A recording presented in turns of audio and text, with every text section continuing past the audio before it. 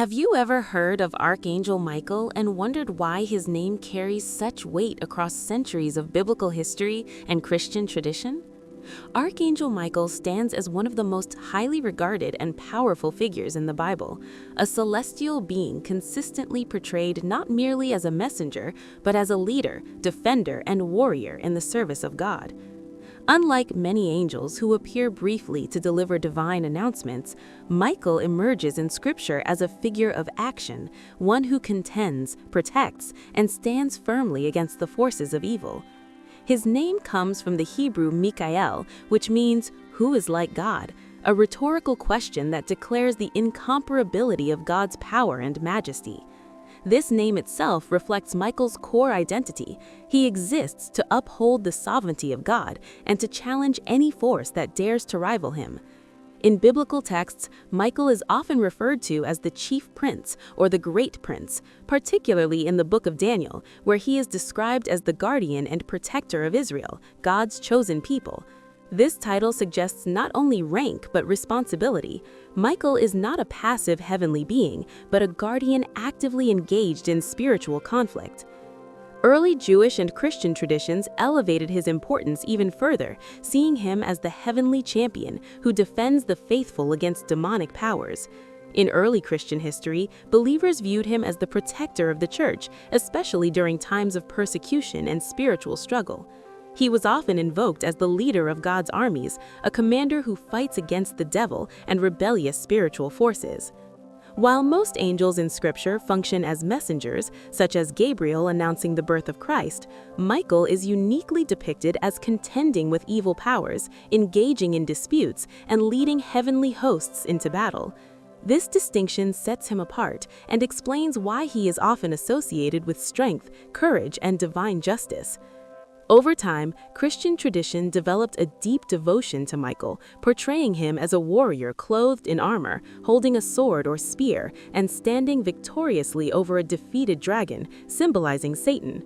Yet his role is not limited to warfare alone. He is also regarded as a protector of souls, and in some traditions, as a judge who assists at the moment of death, weighing souls or defending them from accusation.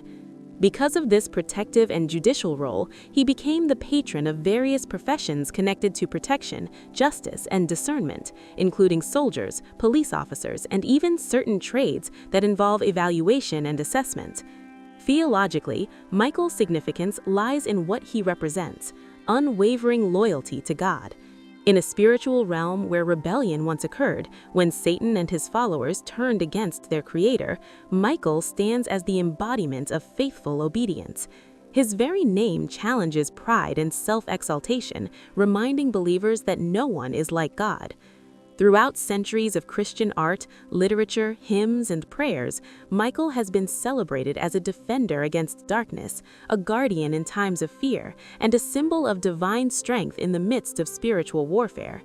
His presence in Scripture may not be frequent compared to other figures, but each mention carries profound weight, presenting him as a decisive and powerful participant in God's redemptive plan. For believers, Michael is not merely a mythical warrior figure, but a reminder that spiritual battles are real and that God provides protection through his heavenly hosts. As we begin exploring everything you should know about Archangel Michael, it becomes clear that his identity is woven deeply into biblical revelation, early Christian belief, and enduring spiritual devotion, making him one of the most compelling and revered figures in all of Scripture. From ancient times, believers have understood that the angelic realm is not chaotic or random, but beautifully ordered, structured in ranks and responsibilities within what many theologians describe as a heavenly court. Among this vast host of spiritual beings, 3 archangels stand in the highest and most honored positions: Michael, Gabriel, and Raphael. The term archangel comes from the Greek word archangelos, meaning chief angel or principal messenger, indicating authority and leadership among the angels. Unlike ordinary angels who may be sent on specific missions, archangels are entrusted with weightier, more far-reaching responsibilities that affect entire nations, divine revelations, and the spiritual destiny of humanity. Their names all end in El, a Hebrew suffix meaning God, which signifies their direct connection to and service under the Most High. This shared ending is not a coincidence. It reflects their identity as beings whose purpose is rooted entirely in glorifying and executing the will of God. In Scripture, only 3 archangels are named: Michael, Gabriel, and Raphael, and each carries a distinct role that reflects unique divine attributes. Michael is the warrior and protector, the defender of God's people and the leader of heavenly armies in spiritual battle. His presence in biblical accounts often coincides with conflict, resistance against evil forces, and protection over Israel. He represents strength, courage, justice, and unwavering loyalty to God's authority. Gabriel, on the other hand, is the divine messenger. His appearances in the Bible are associated with major turning points in salvation history. He interprets visions to the prophet Daniel and later announces the births of John the Baptist and Jesus Christ in the Gospel of Luke. Gabriel embodies communication, revelation, and clarity, serving as the bridge between heaven's mysteries and humanity's understanding. Raphael, whose name means God heals, appears in the book of Tobit, where he guides and protects Tobias on a journey and brings healing to both physical and spiritual suffering. Raphael represents compassion, restoration, and divine care, showing that God's intervention is not limited to battle or proclamation, but also includes comfort and healing. Together, these 3 archangels reveal a fuller picture of how God interacts with creation through protection, revelation, and healing. Throughout Christian history, believers have turned to these archangels in prayer, seeking their intercession and assistance in times of fear, uncertainty, and need. Churches developed liturgies, hymns, and feast days in their honor, acknowledging their roles within God's divine plan. In art, Michael is depicted in armor with a sword. Gabriel often appears with a lily or scroll symbolizing a divine message, and Raphael is shown as a traveler or healer, guiding others along a path. These symbolic representations reinforce their spiritual functions and help believers visualize their heavenly mission. The concept of archangels also highlights an important theological truth, that the unseen spiritual world operates with divine order and purpose. The archangels are not independent deities or objects of worship, but servants whose power and authority flow entirely from God. Their greatness reflects His greatness. By understanding the distinct yet harmonious roles of Michael, Gabriel, and Raphael, we gain deeper insight into how heaven's hierarchy functions and how God's will is carried out in different dimensions, through warfare against evil, proclamation of truth, and healing of the broken. Their presence in Scripture and tradition reminds believers that God's care is multifaceted and constant, expressed through heavenly guardians who act according to His perfect command. Archangel Michael's first 2 major biblical missions reveal not only his power, but also the depth of spiritual warfare taking place behind the scenes of human history.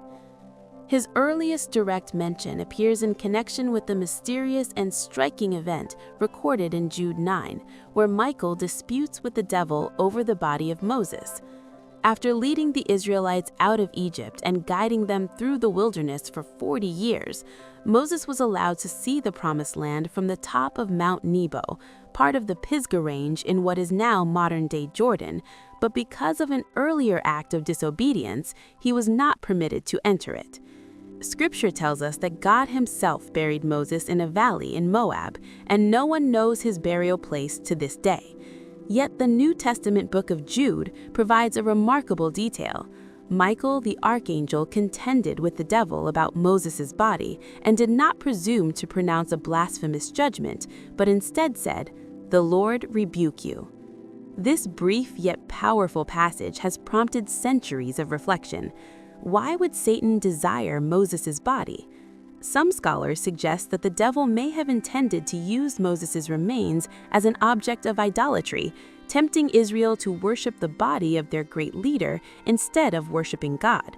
Others propose that Satan sought to accuse Moses, perhaps claiming rights over his body due to Moses' past sin, or attempting to dishonor his legacy and undermine his role in salvation history. Whatever the precise motive, the scene reveals a profound spiritual reality. Even after death, the purposes of God and the schemes of evil intersect in unseen conflict. Michael's response is equally significant. Though powerful, he does not rely on his own authority, but appeals directly to God's rebuke, demonstrating humility and submission to divine order. This moment shows that true spiritual authority operates under God's sovereignty, not independent of it. Michael's defense of Moses underscores his role as protector of God's servants and guardian of divine justice, ensuring that evil cannot distort or corrupt what God has sanctified. The second major mission involving Michael appears in Daniel chapter 10, where the prophet Daniel receives a troubling vision about the future of his people.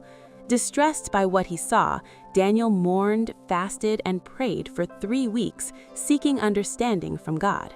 From the very first day of his prayer, heaven responded, but the answer was delayed due to spiritual opposition.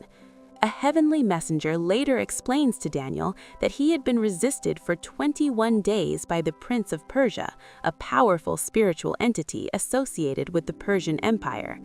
This figure is widely understood not as a human ruler, but as a demonic power influencing earthly kingdoms. The description reveals that behind political events and empires, there exist spiritual forces engaged in conflict. The messenger was unable to break through alone, and it was Michael, described as one of the chief princes, who came to assist him. Because of Michael's intervention, the divine message was finally delivered to Daniel. This account provides a rare insight into the unseen dimension of spiritual warfare. Prayer on earth corresponds with battles in the heavenly realm.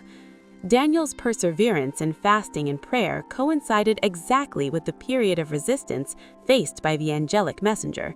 It suggests that faithful prayer is not passive, but participates in spiritual struggle.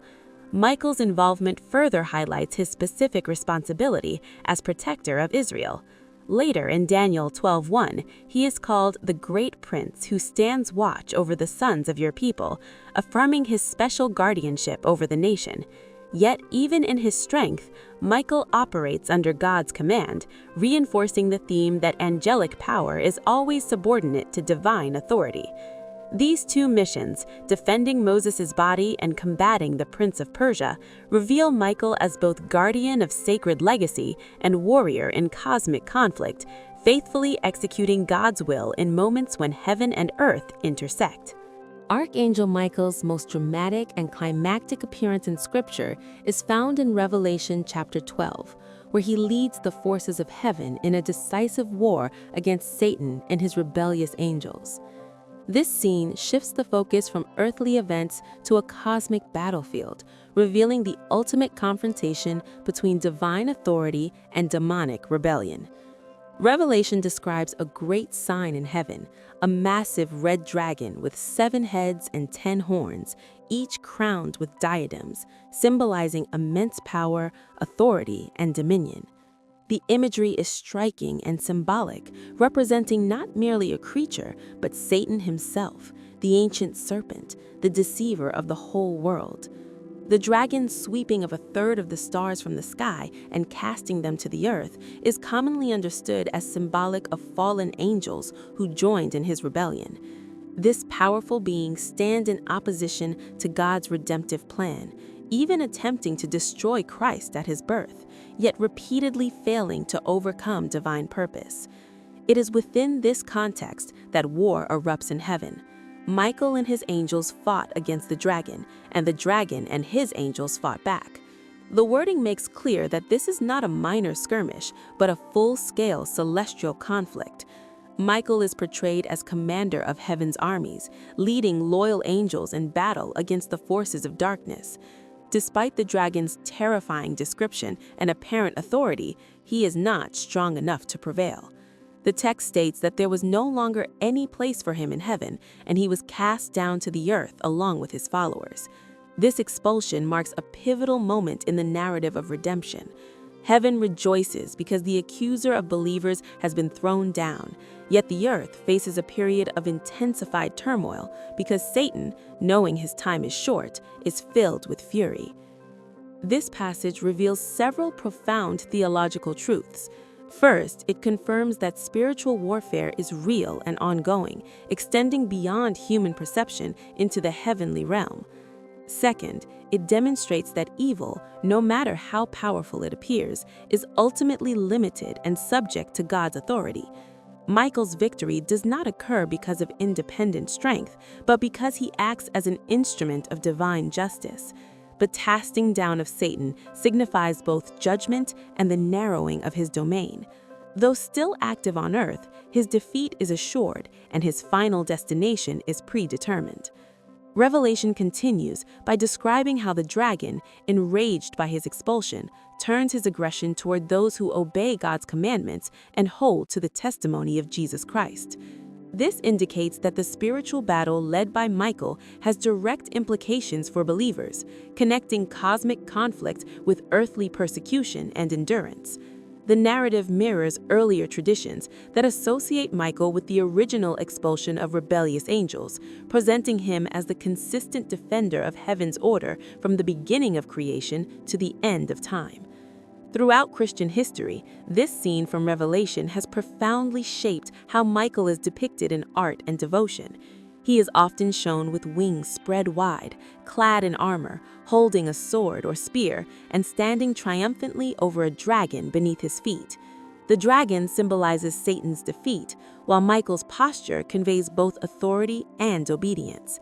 Interestingly, artistic portrayals sometimes resemble images of St. George, who was also depicted slaying a dragon. However, Michael is distinguished by his angelic wings and celestial presence. The war in heaven underscores Michael's identity as the supreme warrior of God's kingdom, a leader who confronts evil directly and decisively. Yet, even in this fierce imagery, the focus ultimately returns to God's sovereignty. Michael's victory is part of a larger divine plan in which evil is progressively restrained and ultimately destroyed. Revelation 12 does not present a struggle between equal forces, but a conflict in which God's purposes prevail through his appointed servants. In this climactic moment of Scripture, Michael stands as the embodiment of faithful strength, executing judgment against rebellion and securing heaven's triumph, while reminding believers that though spiritual battles rage, the final outcome is already determined in favor of God's kingdom. Archangel Michael's significance does not end with biblical narrative. It continues powerfully through centuries of Christian worship, tradition, hymnody, and devotional life. Because of his prominent role as defender of God's people and conqueror of evil, the Church developed special celebrations to honor him, the most well-known being the Feast of St. Michael the Archangel. In Western Christian traditions, including Roman Catholic, Anglican, and Lutheran churches, his feast day is observed on September 29th, a date historically connected to the dedication of a church honoring him in 5th century Rome. In Eastern Christian traditions, including Eastern Orthodoxy, he is commemorated on November 8th. In English-speaking regions, the September celebration became widely known as Michaelmas, a shortened form of Michael's Mass, and it held not only religious significance, but also social and cultural importance during medieval times. Michaelmas was one of the traditional quarter days of the year in medieval Europe, moments when rents were due, wages were paid, contracts were settled, and seasonal transitions were marked. Its placement at the threshold of autumn, when daylight begins to diminish and darkness gradually increases, carried deep symbolic meaning. As the natural world moved toward longer nights, believers turned their thoughts to Michael, the heavenly protector against the forces of darkness. His feast became a reminder that even as physical light fades, divine protection remains constant. Various folk traditions grew around Michaelmas, especially in the British Isles. One well-known custom involved blackberries. According to legend, when Michael cast Satan out of heaven, the fallen dragon landed in a blackberry bush, cursing the fruit. As a result, it was considered bad luck to eat blackberries after Michaelmas because they were believed to turn sour or spoiled.